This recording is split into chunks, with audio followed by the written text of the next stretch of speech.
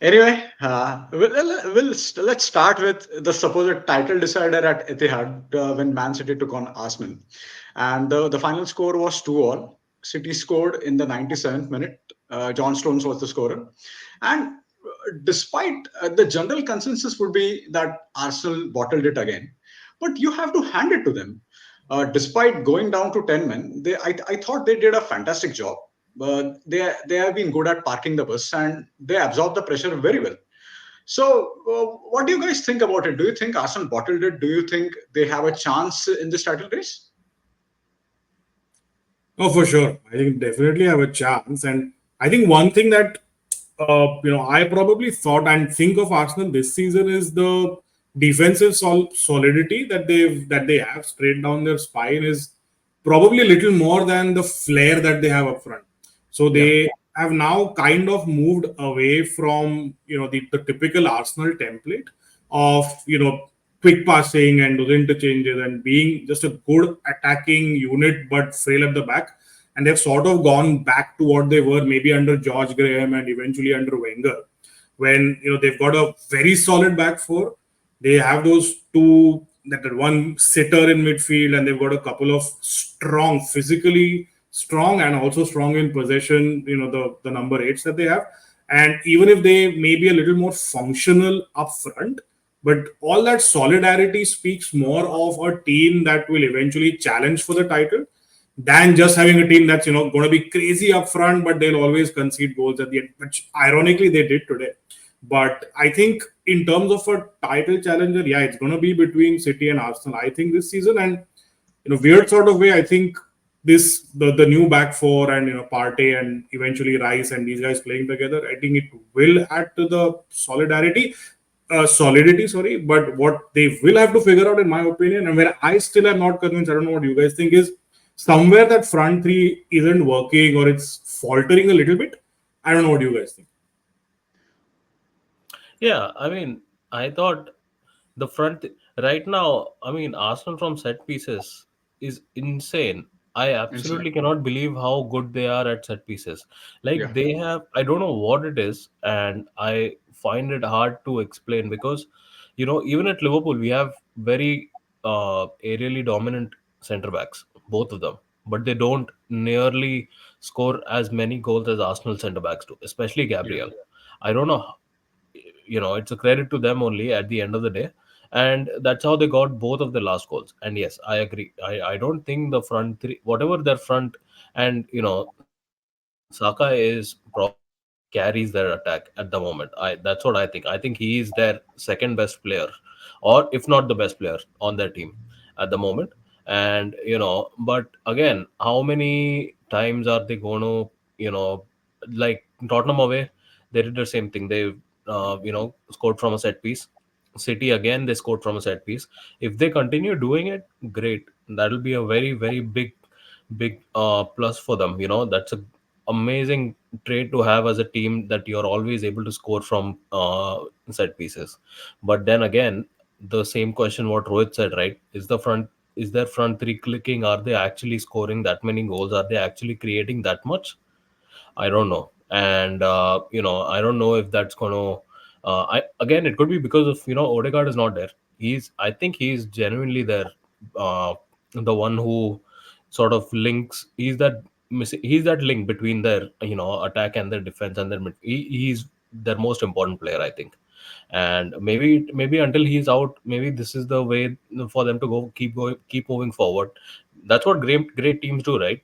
Even if they are Yeah. missing one or two influential players, they will find a way at the end of the day. And so far in the last three games, I said it in the last time also, these are the three toughest fixtures Arsenal could have Mhm. had, and Yeah. they've won two of them and drawn one. That is not bad at all. Yeah. And missing one of their two of their best players, they missed Rice also last time, and now Odegaard, they're still missing. If they are still able to find a way to keep doing this and keep scoring, keep finding alternate ways to score and still remain in the title race, it's again going to go down to the wire between those two teams. And they have learned to grind out results. So any great team or any team that wins the title, they know how to grind out results. Now, in the North London derby, they were without Odegaard and Rice.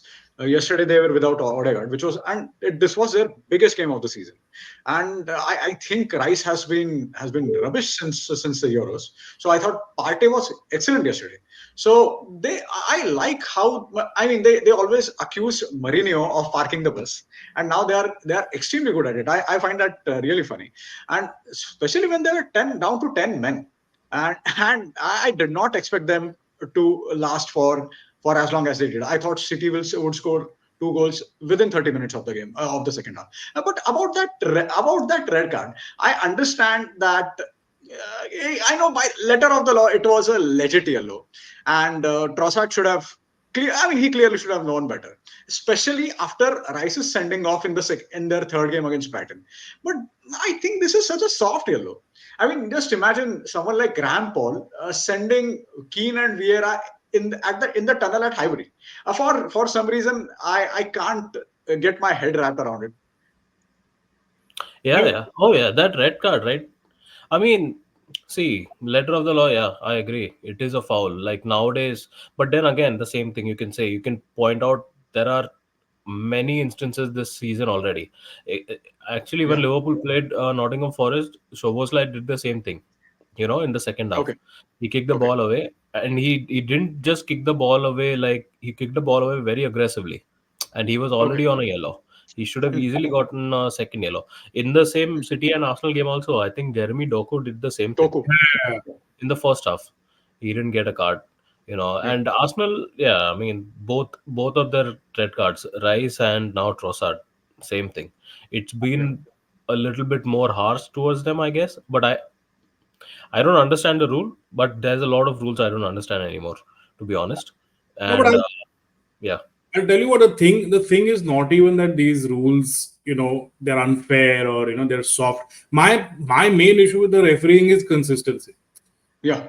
Understand the Absolutely. fact that this is a rule, it may be stupid, you may disagree with it, but then it should be consistently used over for every team. You can't have it, you can't have it one way this week, and then suddenly the next week you decide, oh, we're not going to card someone for it, and again you go back to the original thing third week. So I think, even if it is kicking the ball away or whatever it is, I think there needs to be consistency. And I know this is never going to happen, but holding those referees accountable for what they're doing. I mean, Yeah. I remember and I'm guessing we'll get to it later, but in that game against United, right, there was a clear handball from one of the Palace players. Yeah. The new rule apparently is that it doesn't matter, if it is ball to hand to ball or whatever, they're not going to review if the referee has said that, it's not a handball. I don't even know. Honestly, I don't Yeah. even know Yeah. what the rule is. But No, yeah. the fact that, you can, I'm 100% sure in the coming game week, there's going to be the same thing that is going to happen, and some referees then going to give a penalty.